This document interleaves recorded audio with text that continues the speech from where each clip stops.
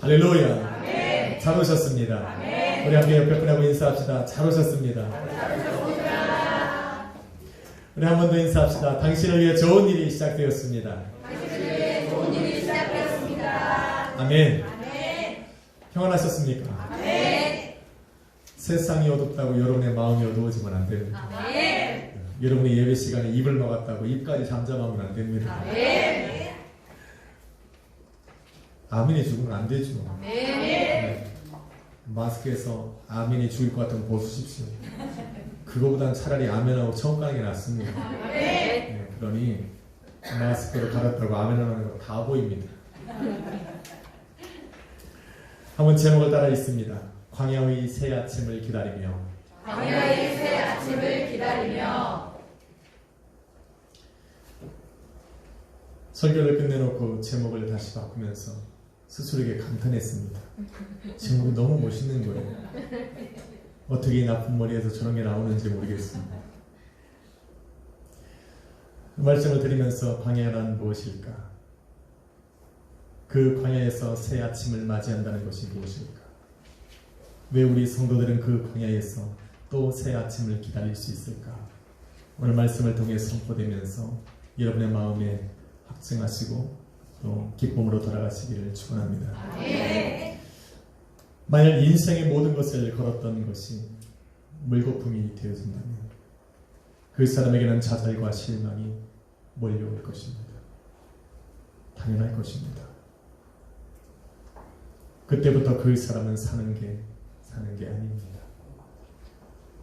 살아가는 모든 순간이 염려일 것이고 근심일 겁니다.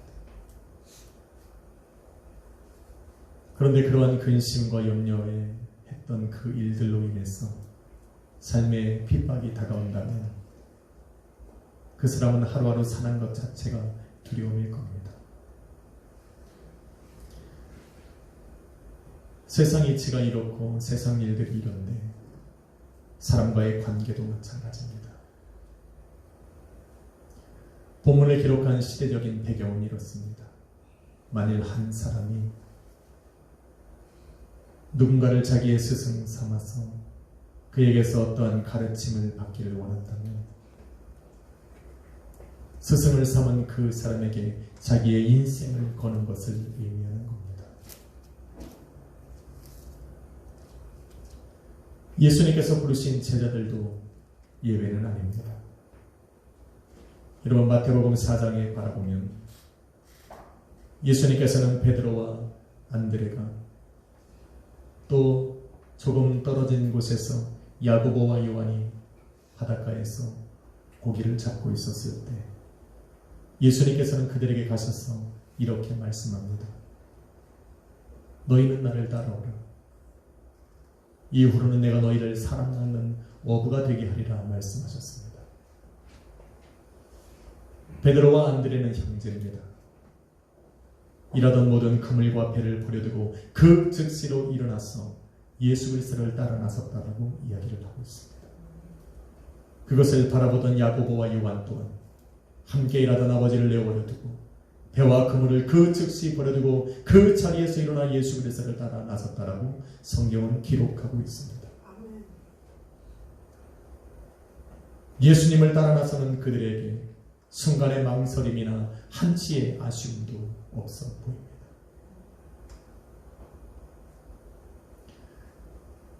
그렇게 부르신 제자들과 함께 길을 걸어가시다가 성문 어귀에 앉아서 사람들에게 세금을 걷는 레위라고 하는 사람을 보게 됩니다.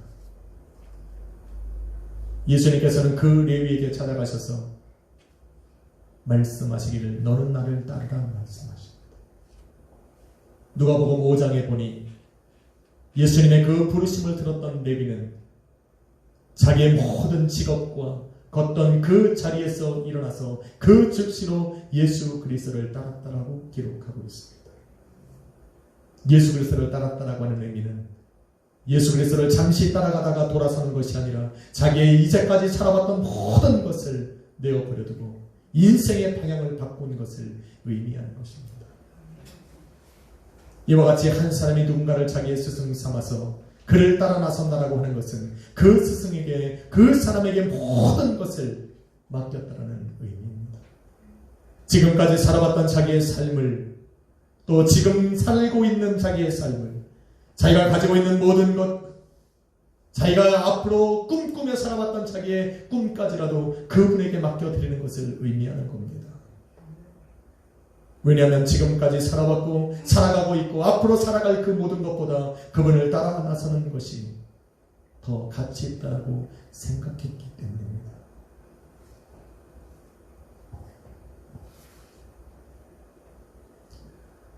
마스크를 쓰니까 문제가 여러 가지가 있군요. 아멘을 안 하는 건 괜찮은데 이걸 막으니까 눈까지 감겨지네.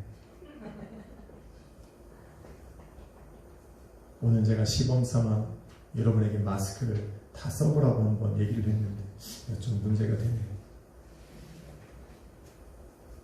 잘 쓰고 있어요?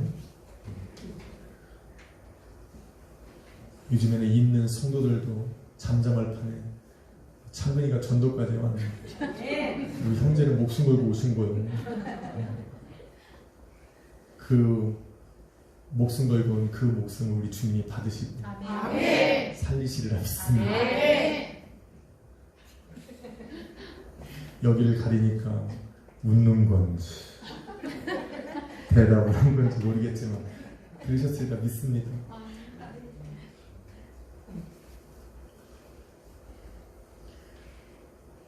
그렇게 자신들의 모든 것을 걸고 예수 그리스도를 따라 나선 제자들은 예수님과 동행하면서 신비한 경험들을 하게 됩니다.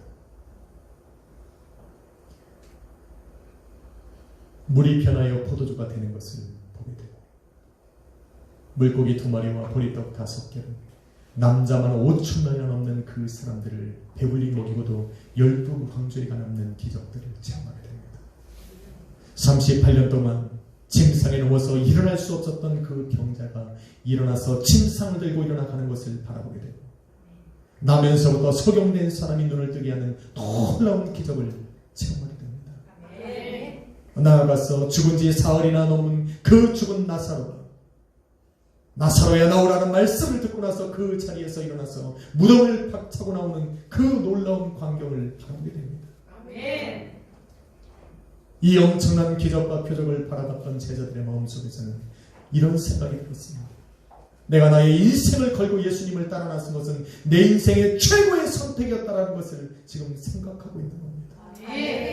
이 엄청난 일을 우리가 해냈다고 저에게 격려하고 스스로 믿고 확신하고 있는 그 순간 예수님에게로부터 듣지 못하게 되고 듣고 싶지 않았던 그 이야기를 듣게 됩니다.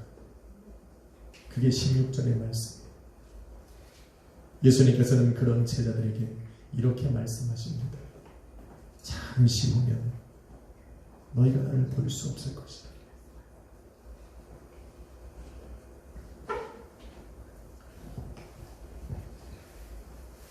예수님과 함께 다니면서 체험했던 그 엄청난 기적과 표적을 몸으로 체험하고 그 생명을 살리는 그 말씀을 들으면서 수많은 사람들이 예수 그리스도를 징성하고 예수 그리스도를 따라다니는 것을 바라보면서 그들은 내일의 꿈을 꾸었습니다. 예수 그리스도와 함께 다니면서 인생에 출세할 것이라고 하는 꿈을 꾸었고 그리스도와 함께 내일을 계획하고 설계하면서 예수님과 함께 명성을 날릴 그 기대와 그 꿈으로 가득 차 있을 그때 조금 있으면 자신을 볼 수 없을 것이라고 말씀하시는 그 예수님을 이해할 수가 없었습니다. 예수님께서 하시는 그 말씀을 그들은 받아들일 수가 없어요. 자신의 모든 것을 걸고 따라 나왔던 그 예수님께서 자기들을 정말로 내어 버려두시고 떠나는 그 모습을 어떻게 상상할 수 있었겠습니까? 그래서 받아들이고 싶지 않았어요. 이해할 수가 없었습니다. 그래서 17절로 18절에 보니 제자들은 서로 이르기를 도대체 예수님께서 하시는 저 말씀이 무엇인지 너는 아느냐? 나는 도대체 예수님께서 어떤 말씀을 하시는지 알 수 없겠다라고 서로 질문하면서 지금 대화를 나누고 있는 겁니다. 이런 제자들의 마음을 19절에 보니 예수님께서는 아셨어요. 그래서 그 제자들의 마음속에 생겨진 그 의문에 우리 주님이 답을 하기 시작합니다. 28절에 보니 내가 아버지에게로부터 이 세상에 왔고 이제는 이 세상을 떠나서 아버지께로 간다라고 말씀하고 있는 겁니다. 예수님의 이 설명을 듣고서야 제자들은 30절 말씀을 이렇게 이야기합니다. 우리가 이제야 주님께서 모든 것을 아시고 인간의 물음을 기다리시는 분이 아니라는 것을 알았습니다. 우리가 이제야 비로소 예수님께서 하나님께로부터 오신 분이라는 것을 믿게 되었다고 이야기를 하는 겁니다. 네. 제자들이 그러한 의문이 생겨서 예수님에게 질문을 던지기 전에도 우리 주님은 그들의 마음을 아신 것처럼 우리 예수님께서는 예수 그리스도를 믿는 성도들의 삶과 또 아직 입을 통해서 세상에 뱉어지지 않은 그 모든 마음들도 우리 주님은 알고 계신 거예요. 네. 이 자리에 앉아 계신 여러분의 삶도 우리 주님이 모르실까? 이 자리에 어떤 마음으로 여러분이 와 있는지를 우리 주님은 너무나도 잘 압니다. 네. 저는 동일한 현상 속에서도 동일한 상황 속에서도 우리 주님이 기뻐하시는 마음은 따로 있습니다. 세상의 난리와 소문 속에 교회는 예배를 드릴 수 없는 상황들이 여러 군데 있습니다. 그런데 교회와 성도가 먹어야 될 마음은 그것이 당연하다고 모르는 것이 아니에요. 이것은 세상 사람들이 가지는 마음입니다. 만일 정말 교회가 문을 닫고 예배를 드릴 수 없다면 교회는 가슴을 쳐야 돼요. 성도는 가슴을 쳐야 돼요. 아파야 된단 말이에요. 교회가 그럴 수밖에 없는 환경이 이럴 때까지 그럴 수밖에 없는 상황이 있다면 우리는 정말 아파야 돼요. 그것을 당연하다고 말하고 있는 그 성도들이 있다면 정말 드릴 수 없는 환경이 와도 아파하지 못한다면 의심해 봐야 돼요. 왜 내가 성도라고 불려지는지, 내가 왜 예수 그리스도의 몸된 교회라 불려지는지, 내가 왜 하나님의 자녀라 불리는 성도라 불려지는지 생각해 봐야 돼요. 그런 날이 앞으로 올 수도 있습니다. 아파야 돼요. 네. 그래, 그런 게 맞아라고 하면 안 된다는 거예요. 이거는 성도가 걷는 마음이 아니에요. 여러분이 마음고 난 말 안 하면 되지가 아니라 예수님께서는 그 마음을 아신다니까. 그래서 그 마음을 우리 하나님이 기쁘게 받으시도록 생각도 바꿔야 돼요. 네. 최소한 우리 약속교회는 그렇게 생각은 하지 않아요. 네. 저는 예배 가운데 나오지 못한 우리 성도님들에게 전화를 걸면서 마음이 되게 정말 안타깝고 또 기뻤어요. 상황 속에서 예배를 못 나오는 것을 너무나도 안타까워하시더라고요. 저는 그 얘기를 들으면서 주님께서 저 마음을 모르실까? 주님이 기뻐하시리라 믿습니다. 오늘도 실시간으로 예배를 드리고 있는 우리 약수교회 성도님들, 그 마음이 안타까움을 우리 주님이 아시니 용기를 내십시오.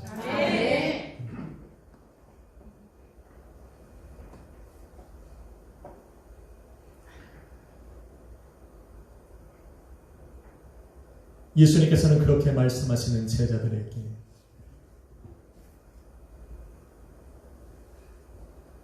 예수님께서 이 땅에 오셔서 모든 사역을 마치시고 승천하신 그 이후부터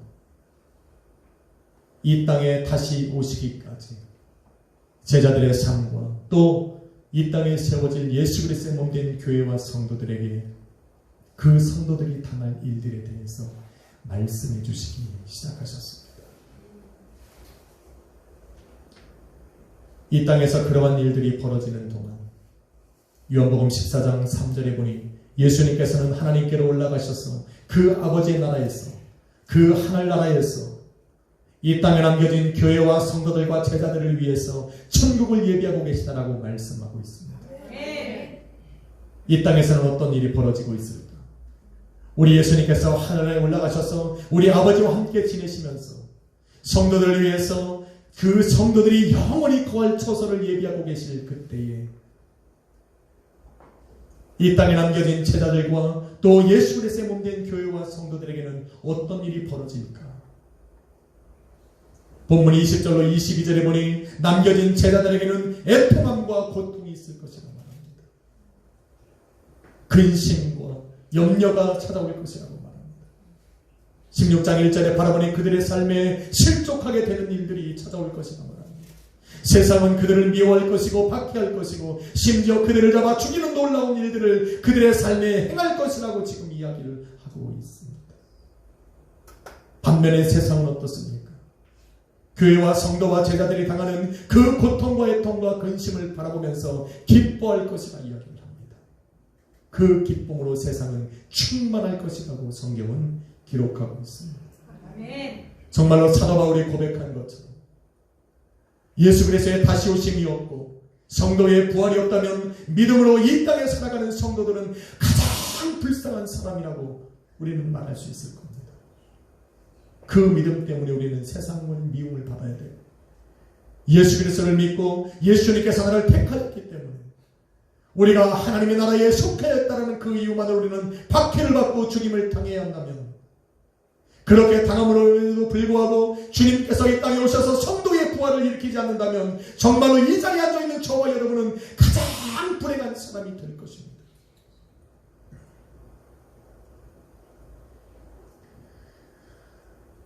그런데 예수님의 말씀은 여기서 끝나는 것이 아니었습니다. 16절 말씀에 예수님께서는 제자들에게 조금 있으면 너희가 나를 보지 못할 것이라 말씀하신 그 예수님께서는 거기서 말씀을 끝내신 것이 아니라 연이어 말씀하시기를 또 잠시 후면 너희가 나를 다시 보게 될 것이라고 말씀하셨어요. 할렐루야. 너희가 잠시 후면 나를 볼 수 없을 것이라 또 잠시 후면 너희가 나를 다시 볼 것이라고 말씀하는 거예요. 다시 오겠다는 말씀이에요. 내가 우리 하나님의 나라에서 너희를 위하여 처소를 예비하고 나면 이 땅에 다시 올 것이고 그 자리에 내가 너희를 부르고 함께 거할 것이라고 약속하고 있는 것입니다. 그때가 되면 이 땅에 당하고 있는 너희의 고통과 슬픔과 염려와 근심이 기쁨으로 변할 것이고 그 기쁨으로 인해 지금 당하는 그 환난과 고통을 너희는 기억조차 할 수 없을 것이고 너희가 나를 다시 보는 날 누리는 그 기쁨을 너희에게서 빼앗아갈 사람이 다시는 없을 것이라고 약속하고 있는 겁니다. 할렐루야. 그렇기 때문에 예수 그리스도의 다시 오심을 기다리며 이 땅에 살아가고 있는 교회와 성도들의 삶은 잠깐의 근심을 그 잠깐의 고통을 영원한 기쁨으로 바꾸는 그 기간을 살아가고 있는 것입니다. 믿으시면 아멘 합시다. 그래서 우리 찬양하는 거 내 슬픔이 기쁨으로 변했네. 내 슬픔이 기쁨으로 변했네. 따라라라라 이렇게 합니다.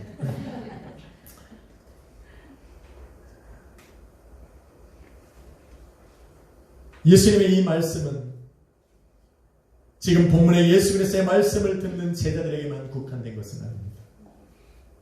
성령을 통하여서 2000년이 지난 지금도 예수 그리스도의 말씀을 듣고 있고 듣고 있는 교회와 성도들에게도 동일한 것입니다.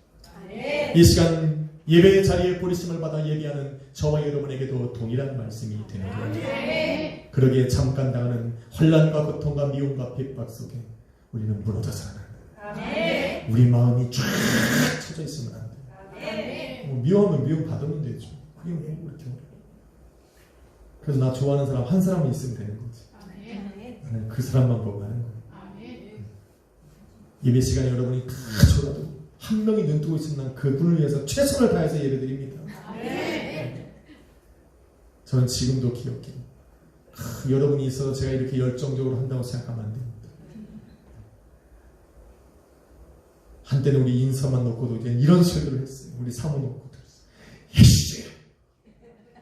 우리 인성이 그때 5살이었는데 뭔 말인지 모르죠. 그래도 저는 이렇게 합니다. 여러분이 다 마스크 쓰고 주무시고 아멘도 안 해도 저는 이렇게 합니다. 왠 줄 아십니까? 얘네 둘이 눈을 똑바로 쳐다보고 있거든. 할렐루야. 너네 오늘 웬일이니?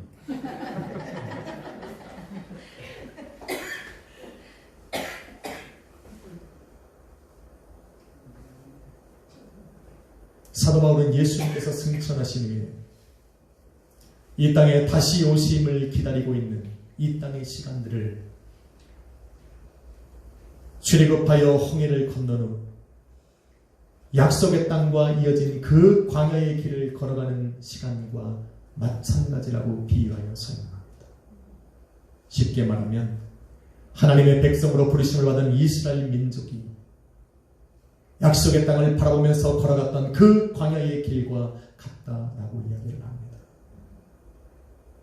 하나님의 자녀된 교회와 성도가 예수 그리스도의 다시 오심을 기다리고 바라보며 지금 걸어가고 있는 이 땅의 삶을 말하고 있는 것입니다. 그래서 저와 여러분은 이스라엘 민족이 걸어갔던 그 광야의 길을 걸어가는 관여의 하루하루와 같은 삶을 살아가고 있는 겁니다. 광야에서의 하루하루는 믿음을 요구했습니다. 그렇듯 교회와 성도 또한 믿음으로 살아가고 있습니다. 광야의 하루하루가 순종과 기다림을 요구했듯 이 땅에 남겨진 교회와 성도들에게도 순종과 기다림이 있습니다. 광야의 삶에 하나님의 영광이 가득한 성막이 세워졌듯 하나님의 자녀된 성도들에게는 예수 그리스도의 몸된 교회가 있는 것입니다. 하나님의 거룩한 성막 안에서 하나님께 드리는 희생 제사와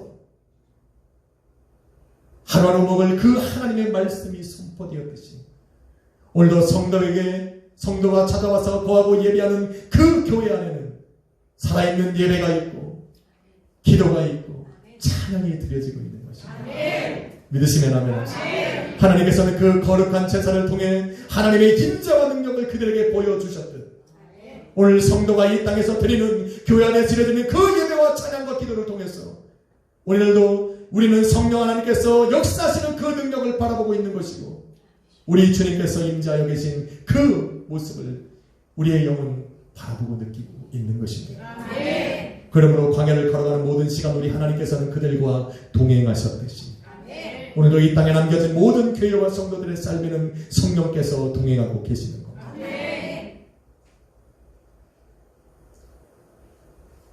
그 광야의 길을 걸어가면서 성경은 이르기를 이스라엘 민족은 하나님과 동행하는 법을 배웠다라고 말합니다.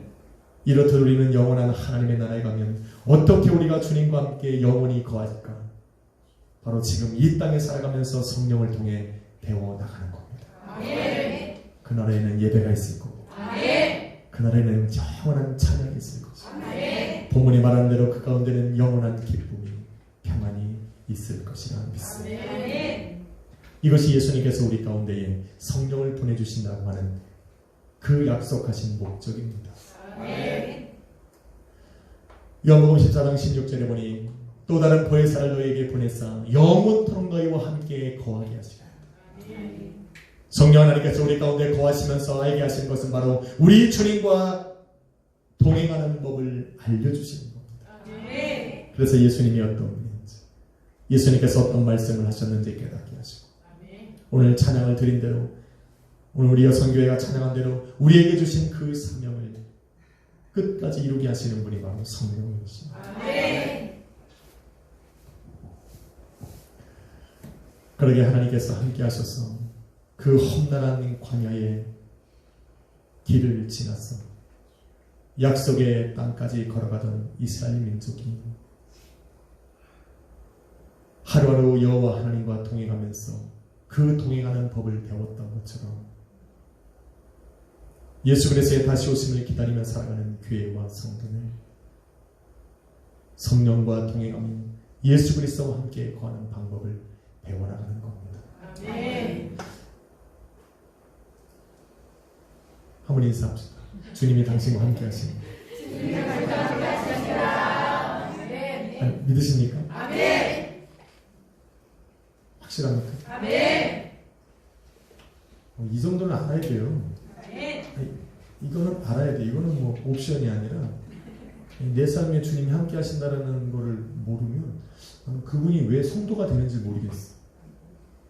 왜 자기를 예수님이 나와 함께 한다는 걸 모르는데 왜 자기 스스로가 성도가 되었다라고 생각을 하는지 모르겠어요. 저 새로운 친구 이름이 뭐였잖아요? 야, 저 이름을 내가 한 10번은 더 들었는데 이름을 못 외운다. 이렇게 목사님이 좀 머리가 안 좋아. 그래도 잘 들어. 어디까지? 가끔 이렇습니다. 그래서 주님이 함께 하시는 거예요. 그거는 성도가 가져야 될 기본적인 마음이에요. 내가 예수 그리스도를 주는 그리스도시로 살아계신 하나님의 아들입니다라고 고백한 그 순간부터 우리가 가져야 되는 것은 주님이 나와 함께 한다는 거예요. 왜냐하면 이건 성경이 말씀하신 약속이니까. 만약에 우리 주님께서 내 안에 거하시는 그 사람에게 우리 주님께서 요구하시는 것이 있다는 거예요. 예수 그리스도의 몸된 교회에게 우리 주님께서 요구하시기까지 너희가 내 이름으로 아무것도 구하지 아니하였으나 구하라. 그리하면 받으리니 너희 기쁨이 충만하리라 말하는 거예요. 왜 그러실까? 왜 구하라 말씀하실까? 예수님께서는 하나님께로 가셔서 너희를 위하여 천국을 예비하고 계시고 이 땅에 남겨진 사람들에게 고통과 아픔과 슬픔과 염려와 근심이 있을 것이니 그러한 모든 순간 속에서 너는 내게 구하라는 겁니다. 구하라는 거예요. 그리하면 내가 응답하겠고 너희의 기쁨이 충만할 것이다 지금 말씀하고 있는 거예요. 그냥 내어버려 두시는 게 아니에요. 광야 같은 인생길에서 너희 마음껏 살아가다가 약속의 땅에 들어가면 나를 만나라고 말씀하신 분이 아니라는 겁니다. 광야의 길을 걸어가면서 그들에게 만나를 주시고 맥주하기를 주시고 시간대가 되면서 그들에게 물을 주시고 그 엄청난 광야의 위험 속에서 그들을 매일매일 순간순간마다 지키셨듯이 오늘도 이 땅에 예수 그리스도를 믿음으로 살아가는 그 성도들에게 오늘도 우리 주님께서 말씀하시는 것은 나와 함께 이 땅에 동행하는 것을 배우는 그 방법은 무엇이냐면 내게 구하라는 겁니다. 그러면 내가 응답하겠다라는 거예요. 응답이라는 것은 무엇이냐면 내가 너희의 음성을 듣고 있다라는 거예요. 너희의 기도를 듣고 있다라는 겁니다. 너희의 모든 기도에 내 귀를 기울이고 준비하고 있다라는 것을 지금 말씀하고 있는 겁니다. 그러므로 너희는 내 이름으로 구하고 응답하게 하심으로 말미암아서 험난하고 거친 광야와 같은 길을 걸어가는 그 성도들에게 담대함을 잃지 않게 하시는 겁니다. 그러기에 우리 주님의 말씀을 듣고 그 약속을 붙들고 거친 광야와 같은 길을 하루하루 걸어가면서 성령과 동행하고 믿음으로 걸어갔던 그 제자들처럼 이 시간에 앉은 저와 여러분도 오늘도 우리는 믿음으로 승리하며 걸어가야 될 줄로 믿습니다. 주님의 약속하심과 다시 오심을 믿기에 우리는 오늘도 믿음으로 담대함을 지켜나갑니다. 믿으시면 아멘 합시다. 거친 광야와 같은 세상의 환난 속에서도 우리는 그 믿음을 잃지 않는 겁니다. 이러한 일들을 이루시기 위해서 성령 하나님께서는 오늘도 그 험난한 광야 속에 새 아침을 준비하고 계십니다.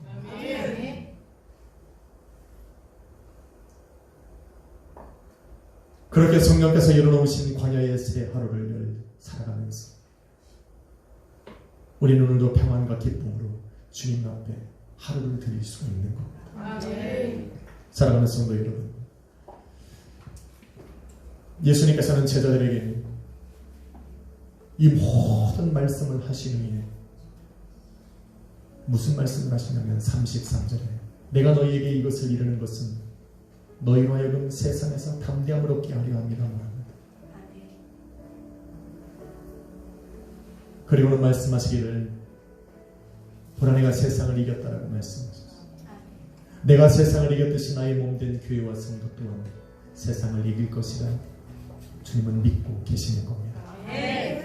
그래서 우리 믿음으로 승리해야 됩니다. 예수님의 말씀을 들었던 제자들은 처음에는 염려와 근심으로 시작을 했지만 예수님께서 말씀이 이어가시는 동안 그 모든 염려와 불안과 근심과 걱정들이 믿음과 확신으로 변했습니다. 이제는 그 믿음과 확신이 그들의 삶의 기쁨과 평안으로 바뀌었습니다. 이제는 마지막 33절을 우리 주님께서 그들에게 이야기하고 난 후로 그들의 기쁨과 평안은 담대함으로 변했습니다. 아멘. 저와 여러분도 그래야 되지 않겠습니까? 아멘. 마지막 때가 되면 성경에서 말한 것과 같이 예수 그리스도의 몸된 교회와 성도를 미워하고 박해하고 죽이려고 하는 그러한 괴로움들, 성도를 실족해 하는 그러한 일들이 세상에는 난무할 것입니다. 그때마다 성령 하나님께서는 우리 안에서 예수 그리스도의 이름으로 부르짖음의 간구를 드릴 수 있는 마음을 주시는 겁니다. 아멘. 그때 기도하라는 겁니다. 아멘. 기도해서 응답을 받고 그 응답을 통해서 오늘도 우리는 혼자가 아니라 주님께서 함께 하신다는 것을 깨닫고 담대함으로 일어나라 라고 말씀하시는 거예요. 아멘. 할렐루야. 아멘. 한 주간도 성령과 동행하시니 우리 약소의 교회 성도님들 담대하십시오. 아멘. 환난이 오는 건 당연하다고 말하고자 마음에 근심이 오는 것 당연하다고 말하죠. 그러나 우리는 세상과 다른 것은 오늘도 성령이 우리 안에 함께 하시고 예수님께서 우리와 함께 하시기에 기도할 수 있고 아멘. 그래서 우리는 또한 담대함을 얻을 수 있습니다. 아멘. 우리 옆에 분하고 인사 한번 마칠까요? 한 주간 담대하십시오. 아멘. 믿으십니까? 아멘. 우리 인터넷으로 함께 예배하는 우리 모든 식구들과 우리 성도님들도 담대하십시오. 아멘. 성령께서 함께 하시고 오늘도 여러분이 드려지는 모든 기도와 간구에 우리 주님은 응답하시기를 준비하고 계십니다. 아멘. 기도하며 한 주를 승리하시기를 예수 그리스도의 이름으로 기도합니다. 기도하겠습니다. 거룩하신 아버지 하나님 감사합니다.